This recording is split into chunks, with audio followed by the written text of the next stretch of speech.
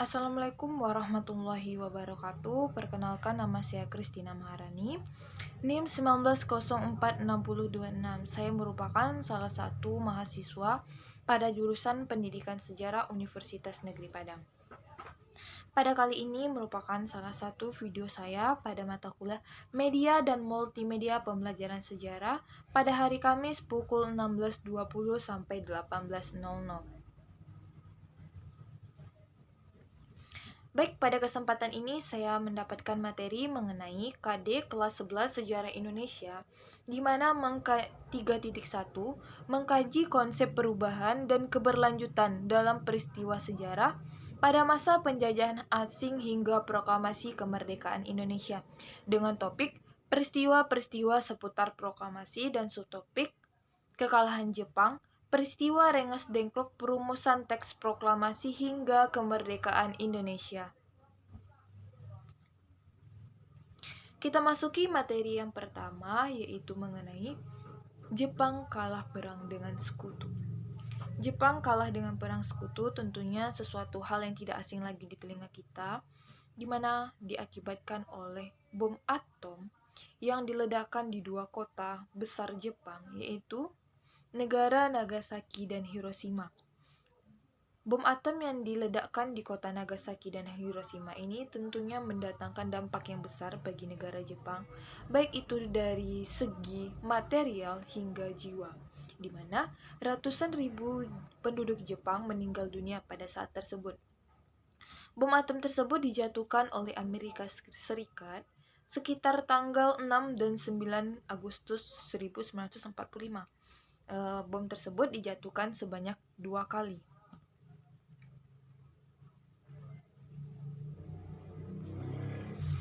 Di sini saya sedikit menampilkan video singkat mengenai situasi ataupun keadaan yang menggambarkan bagaimana terjadinya peledakan di kota Nagasaki dan Hiroshima ini hingga akhirnya menyebabkan kota Jepang pada saat itu mengalami kehancuran yang besar. Mari kita tonton.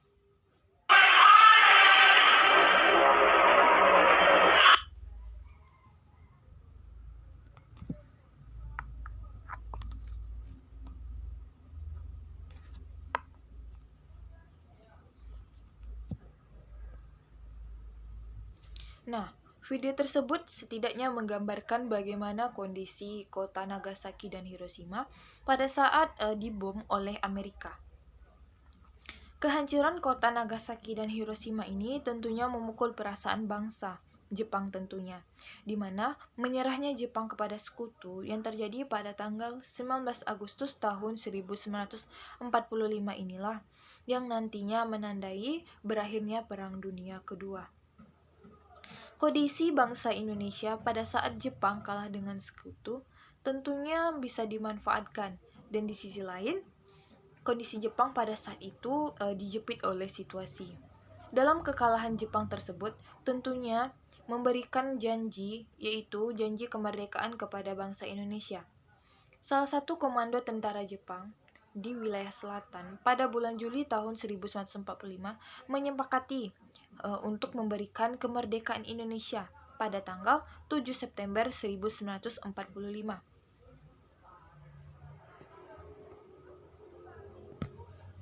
Selanjutnya itu mengenai peristiwa Rengas Dengklok.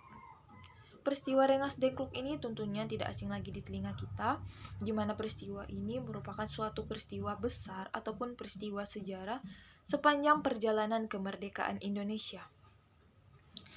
Pada saat itu Jepang yang pada saat itu telah menyerah kepada sekutu tentunya membuat Jepang terdesak dan terjepit. Namun di sisi lain, bangsa Indonesia pada waktu tersebut memanfaatkan kondisi itu untuk mempercepat proklamasi kemerdekaan Indonesia. Hingga akhirnya, golongan muda berpikir bahwa menyerah kepada sekutu berarti Indonesia sedang berada pada kekosongan kekuasaan. Maka hal tersebut bisa dimanfaatkan untuk melaksanakan proklamasi kemerdekaan Indonesia, dan hal tersebut merupakan salah satu pilihan yang tepat untuk dilakukan jika Indonesia ingin mempercepat proklamasi kemerdekaannya.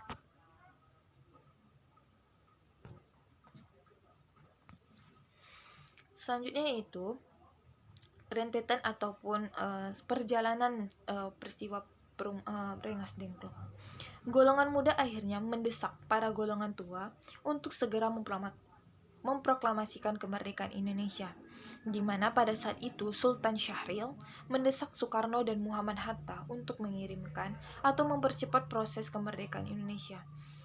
Dikarenakan pada saat itu Indonesia sedang berada pada kekosongan kekuasaan.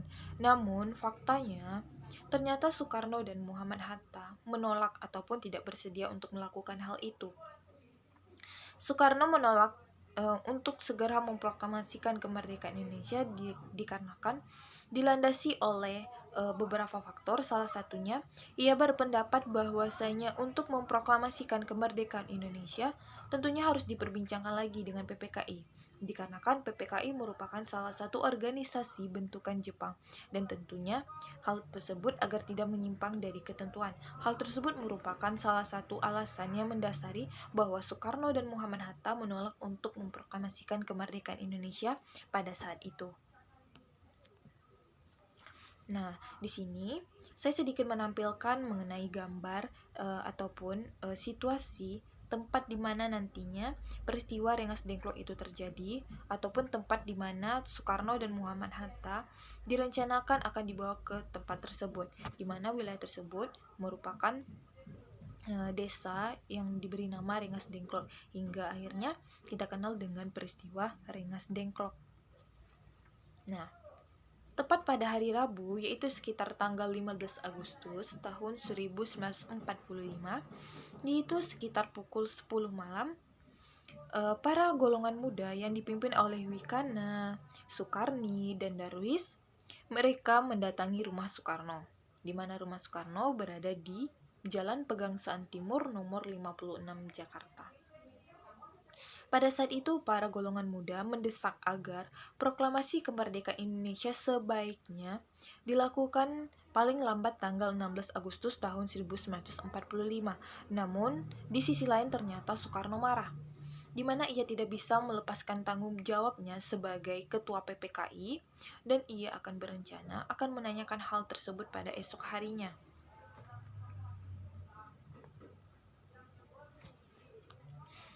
Para pemuda akhirnya sekitar pukul 24 ataupun 12 malam, yaitu masih pada tanggal 15 Agustus tahun 1945, mengadakan pertemuan di Jalan Cikini nomor 71 Jakarta, di mana mereka bersepakat untuk membawa Soekarno dan Muhammad Hatta keluar kota dengan tujuan agar kedua tokoh ini jauh dari pengaruh Jepang dan bersedia untuk memproklamasikan kemerdekaan Indonesia. Namun di sisi lain, mereka bersepakat ataupun memilih daerah di Kawedan Rengas Dengklok. Hal ini dikarenakan mereka beralasan bahwasanya daerah tersebut merupakan daerah yang terpencil yang terletak sekitar 15 km dari Kedung Gede atau Karawang, atau berada di perdesaan ataupun jauh dari pusat keramaian. Nah, peta tersebut merupakan salah satu peta yang menggambarkan ataupun menunjukkan letak dari wilayah Rengas Dengklok yang menjadi tempat di mana peristiwa Rengas Dengklok itu terjadi. Nah, wilayah tersebut merupakan salah satu wilayah yang menjadi tempat pengasingan ataupun tempat di mana Soekarno dan Hatta dijauhkan dari pengaruh Jepang.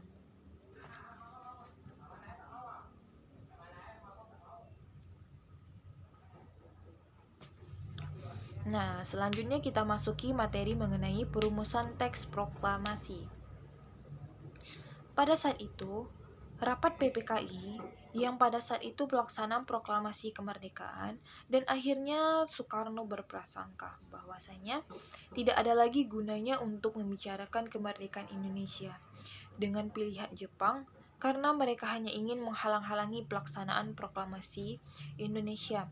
Karena pada saat itu Jepang juga sudah berada pada posisi yang mendesak, namun di sisi lain ia masih mempertahankan ataupun menghalang-halangi pelaksanaan proklamasi kemerdekaan Indonesia.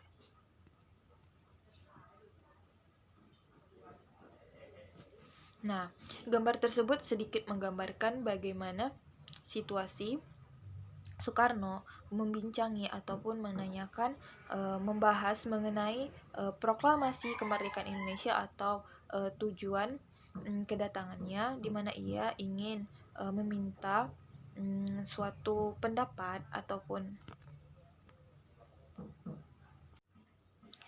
gambar tersebut sedikit menggambarkan bagaimana situasi ataupun diskusi-diskusi yang dilakukan oleh Soekarno dan Muhammad Hatta untuk pelaksanaan proklamasi kemerdekaan Indonesia.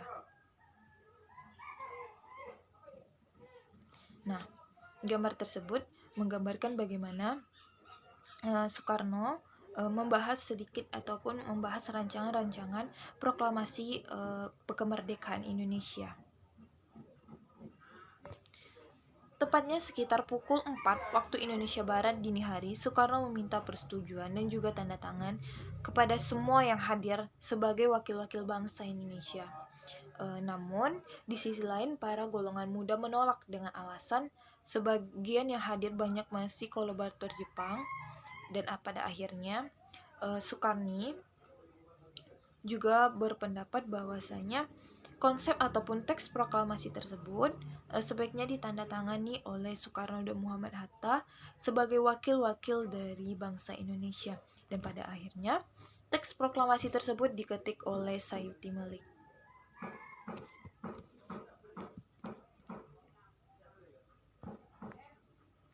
Nah, di sini saya sedikit menampilkan mengenai video yang berkaitan dengan perjalanan perumusan teks proklamasi.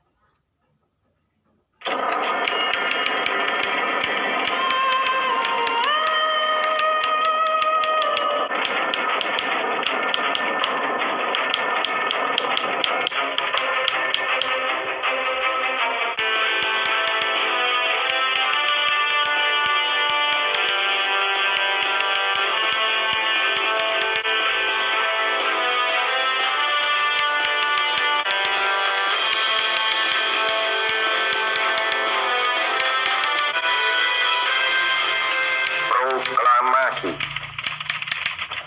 Kami, bangsa Indonesia, dengan ini menyatakan kemerdekaan Indonesia. Hal-hal yang mengenai pemindahan kekuasaan dan lain-lain diselenggarakan dengan cara saksama dan dalam tempo yang sesingkat-singkatnya. Jakarta, 17 Agustus 1945, atas nama bangsa Indonesia, Soekarno Hatta.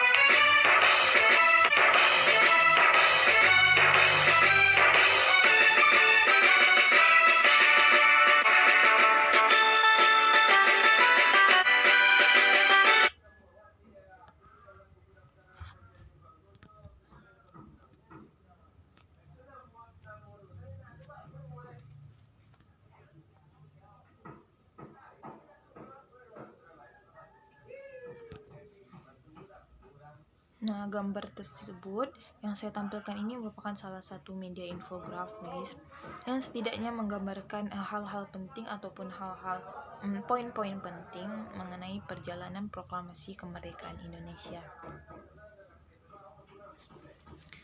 Mungkin itu saja video mengenai peristiwa proklamasi, mulai dari Jepang kalah perang dengan sekutu, peristiwa Rengas Dengklok, perumusan teks proklamasi, dan video mengenai proklamasi ataupun video mengenai seputar proklamasi kemerdekaan Indonesia. Terima kasih. Wabillahi taufik wal hidayah. Wassalamualaikum warahmatullahi wabarakatuh.